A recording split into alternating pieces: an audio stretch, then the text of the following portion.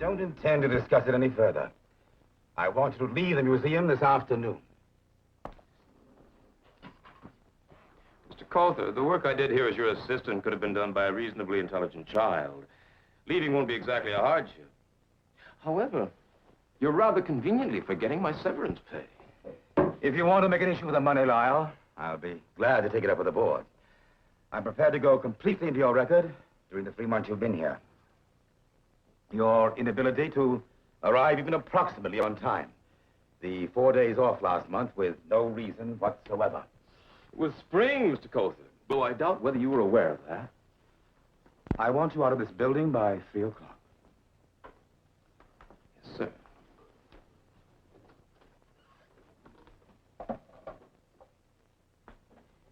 How did it go, Lyle?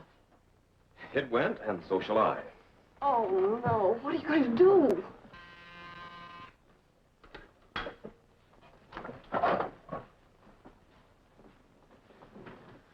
You got me this job. You got any other ideas? Let me go.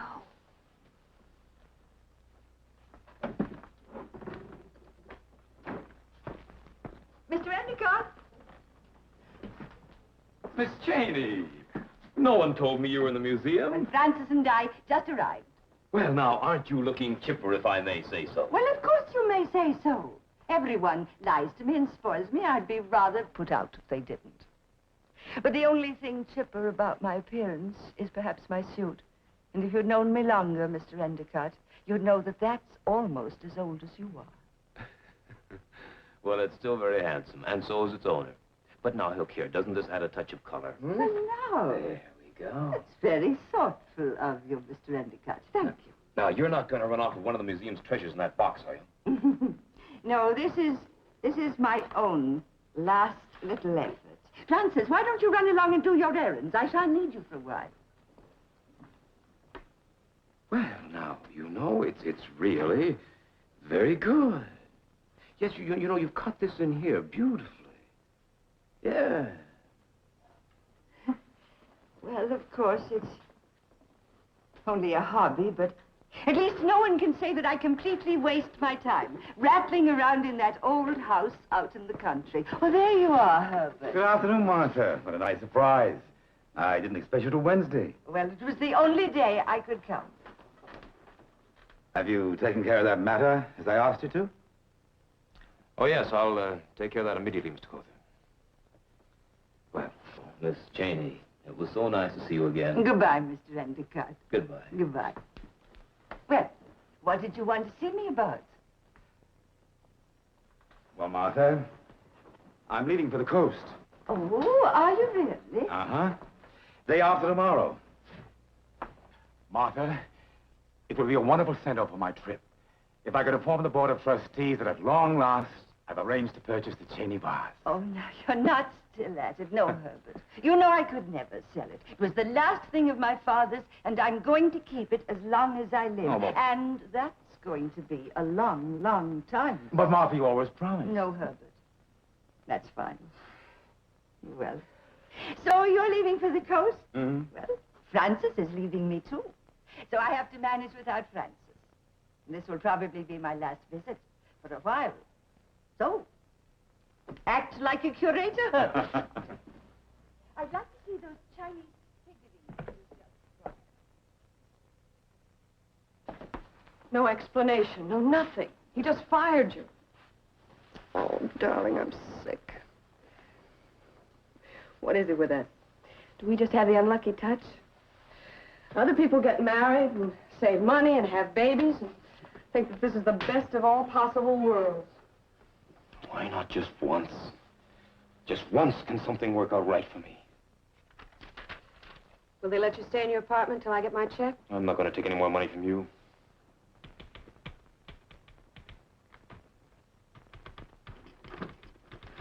Take a letter, Miss Waring. What? Of recommendation. At least you can type one, I think, even if our distinguished curator won't feel obliged to. What'll I say? Just write a nice, kind, enthusiastic letter. Lyle Endicott worked here at the Manhattan Museum of Art as my assistant until May 12th. During which time, he turned out to be a very dependable worker. I hope you don't mind my coming to you. Well, but you see, I'm in no position financially to engage someone like you. Well, there could be other compensations in my case. You see, I could continue my research here in your wonderful library. Oh, yeah, may I? Oh, thank you, Mr. Endicott. Oh, call me Lyle. Well, Well, now, look, if I'm going to be taking care of you, you can hardly go around calling me Mr., now, can you? It's very kind of you and Herbert to think of me. But you know that when Francis leaves, there'll be just Bella the cook. And I'm helpless. Since my illness last year, I can't get around at all. Well, then you do need a man around the house. Now, don't you? Well, would you be willing to put it on a trial basis? Say, 1 month? Oh, of course. Well, I know that I won't change my mind. Well, then let's seal the bargain. Lyle. Like another cup of tea, dear? Sitting here gossiping with you isn't going to get any work done. And I ought to have been in my studio an hour ago. Oh, well, we certainly can't let talent go to waste now, can we? Here we go. Whee! Oh, no. Oh, Lyle. There we Oh, go. no. Oh, please. Whoa! There. Oh, really? Now, you go right on upstairs then and get to work, and I'll make all the arrangements about lunch. Oh, now you're not supposed to bother about things like that. Well, why not? I enjoy doing things for you. There we go. Oh, Lyle. Put those somewhere. I'll answer them later. Okay.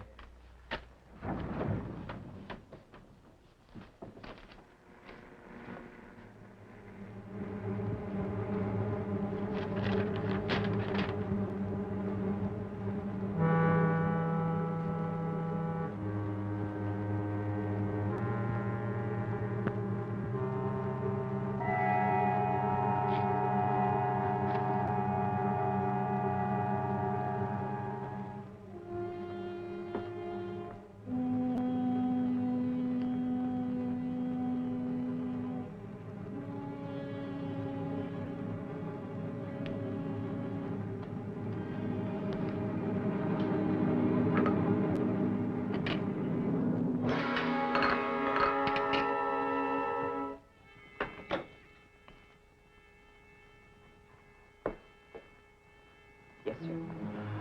Oh, Bella, would you clear up Miss Cheney's tea things, please? Yes, sir.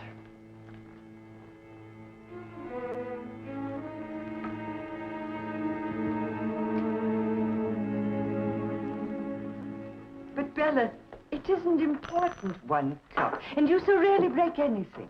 Miss Cheney, I didn't break it. Now, as Mr. Endicott said, it wasn't broken when I had my tea from it, and you're the only one who's touched the tray since. Well, if you took one of Miss Cheney's cups, there's no harm in admitting it. But don't try to blame someone else. Are you calling me a liar, sir? I'm merely saying that when one is as old as you are, Bella, and is prone to breaking Bella, things. I know you're tired. Now, you've had too much to do since Francis left. So, why don't you go and lie down for a little while? Never thought the time would come you wouldn't believe me, Miss Cheney. I can see I'm not wanted in this house. Bella, wait. Bella.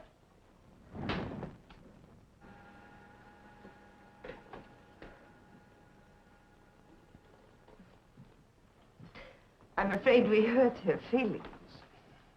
I hated having to worry you about this, but, well, some of the things that have gone on lately. Bella has been with me for 18, well, almost 20 years. I couldn't possibly do without her. I hope she'll stay with me as long as I live. I just thought perhaps, well, she might need a little vacation. Why don't you tell her to take a couple of weeks off? I'm sure I can take care of you.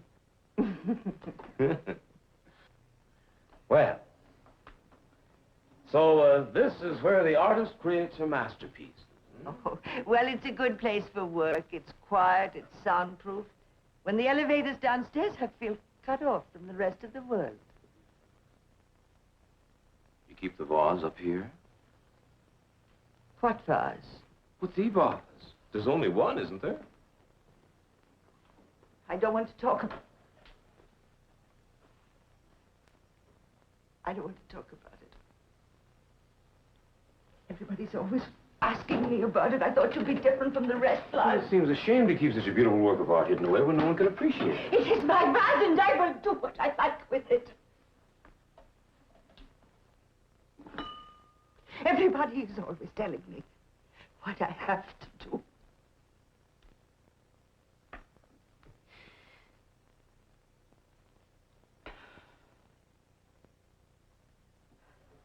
Martha, what's the matter? Can I help you? I think if you don't mind, Lyle, I'd like to be alone for a while, please. And just rest quietly. Oh, no. No, I wouldn't think of leaving you now.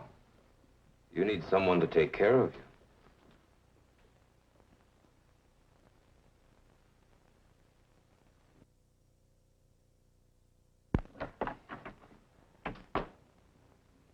Well, good morning, Martha. How are we feeling today? Well, I'm sure I'm much better. Good. I thought maybe I could go out for a little while into the air. You know, I haven't been out of the house for 3 weeks. Well, now, why don't you go upstairs and try and do a little work? Now, you know how you missed your sculpting. Do you think I could? Why, of course. Why, you were showing just wonderful work before this little setback of yours. Why, that last head you did showed tremendous improvement. Here we go. Up we go. That's right. Hold tight. There now. Why, we'll just have a beautiful one-woman show for you in no time at all. Now, sit right down. That's right. There we go.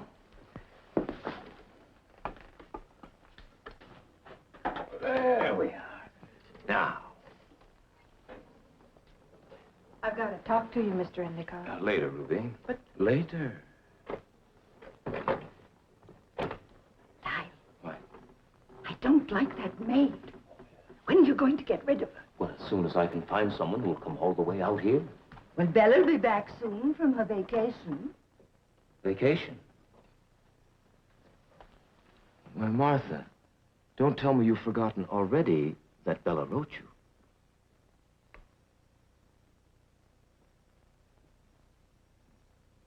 Bella wrote me. Well, yes. When?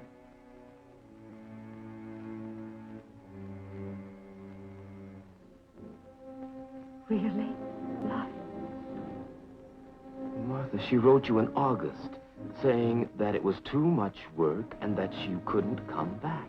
Don't you remember, Martha?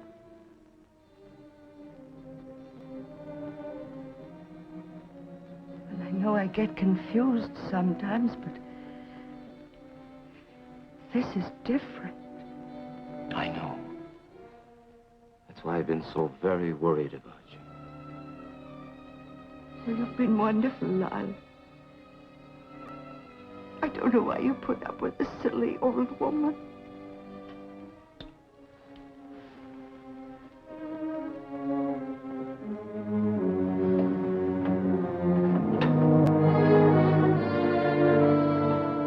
But I do worry. It's wrong. Why is it wrong? She's got that vase hidden away somewhere. What good's it doing her? I know, Lyle, but she's a helpless old woman. I do wish you'd give up the idea. Maybe Cother might know where it is. I'm sure he doesn't. Are you positive he doesn't? Yes. Well, she's got it hidden away in that house somewhere. I may have to strangle her, but I'll get it. Oh.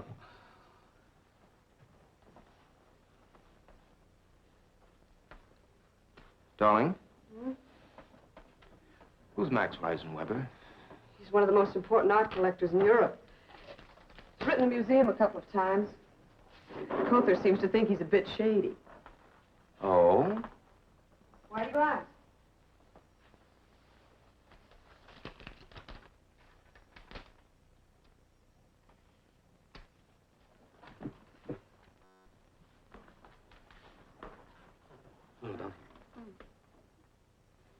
And if it is a genuine Cheney vase, I may be induced to go as high as 45,000, payable in dollars or marks at Frankfurt.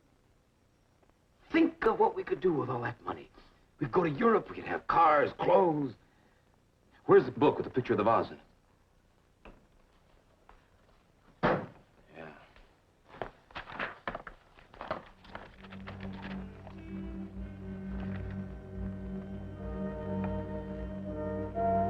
Cheney vase is comparatively small, being 8 inches high, made of porous sodaphene. It bears a simple crimson design on a lustrous natural background. It was discovered by the archaeologist William Cheney in 1881. What now? I think you might start learning German and arrange about your passport. I think we ought to deliver it to that very nice Mr. Reisenweber in person.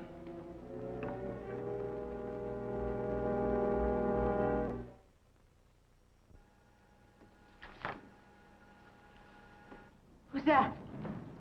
Well, I figured you'd been up here for such a time, maybe a cup of tea would taste good. Nobody told me. I just figured. Well, now, that's very kind.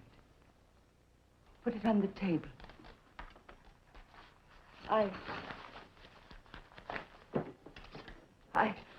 I don't remember your name, my dear. Ruby Boynton. Ruby. Where is Mr. Endicott? Oh, I don't know. Downstairs somewhere, I guess. Ruby. I want you to help me. I've got to get out of here, and he won't let me.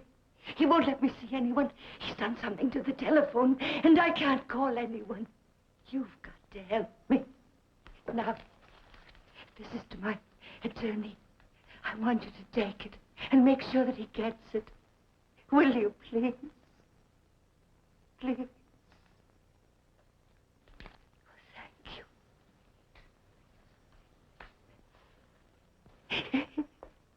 Oh.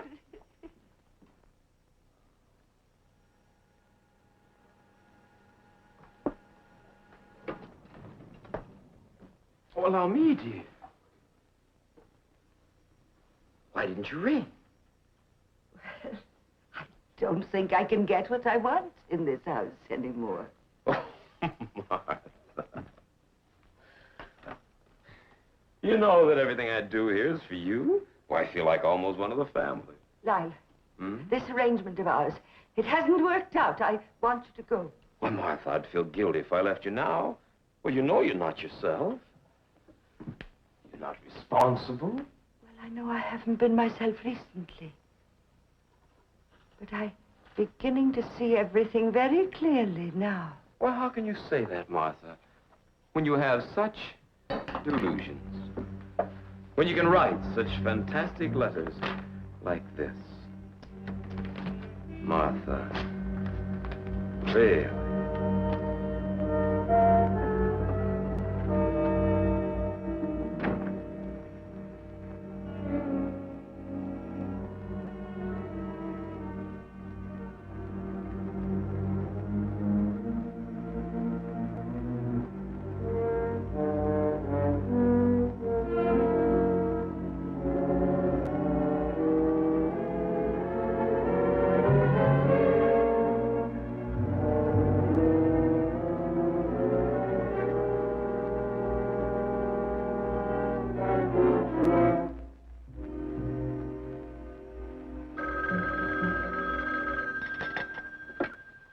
Hello? Hello, darling. Listen, I'm afraid I got some bad news. I think our little scheme's down the drain. The man from a bank is just here, and it seems like the Cheney vase is in the safe deposit box down there. Well, good evening, darling. How about a drink? I've had a bad day. Why can't just once, something work out right for us? And now she says she needs a rest, and she wants to go off somewhere with me for a month. Where are you going? Well, her sister's got a place up in Maine. I don't know, we'll be stuck up there in the North Woods with no telephone, or I won't even be able to... Stop it, Lyle. I'm sick to death of your lying and sick of whatever you're doing to that poor woman. What are you talking about? When you made application for your passport, you gave the museum as your business address. I did a little checking, and suddenly everything began to fall into place. The way you've been avoiding me. That cock and bull story about the vase being in a bank somewhere. And now you're going off to Maine. All right, I'll level with you. You're right, I do consider you and your morality excess baggage. But since I'm off to Frankfurt tonight at 8:30. What? Oh, yeah. It's been delightful, Pamela, every minute of it. I just have time to go over and pick up the little vase from Miss Cheney's and be off. And I wouldn't go to the priest if I were you. That letter of recommendation you wrote implicates you just as much as me. Hello? Yes, Mr. Colfer. I'm at the station. I hate to bother you, but I'm a mountain of work. I wondered if you'd come around to the museum tomorrow, even though it is Saturday. Yes. Yes, I think so. Fine. I'll tell you about the trip tomorrow. Mr. Colfer, go to Mrs. Cheney's at once. It's important. He'll be there by 6. You haven't got time. It's almost 5 now. It'll take him an hour to get there from the station. I'll still have time.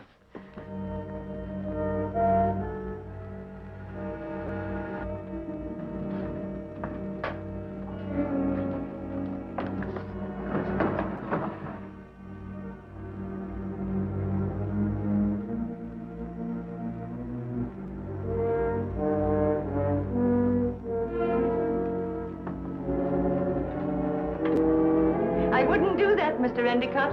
That one might be the original. And I wouldn't try to make me tell you which one it is. I'm a poor deluded old woman, probably mad, you know. I wouldn't be able to tell one from the other. You know, they're really rather good, those copies. I'll probably be able to sell them for a great deal of money. And so another American primitive was born.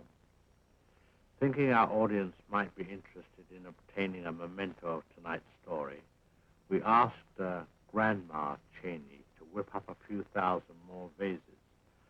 And we're prepared to make an amazing offer on a strictly first-come, first-served basis. Listen closely. This will not be repeated. If you wish one of these lovely vases, just send us your name and address together with $45,000 in cash. Please do not send stamps or coins. And now our sponsor wishes to tell of an equally amazing opportunity for your benefit, after which I'll be back.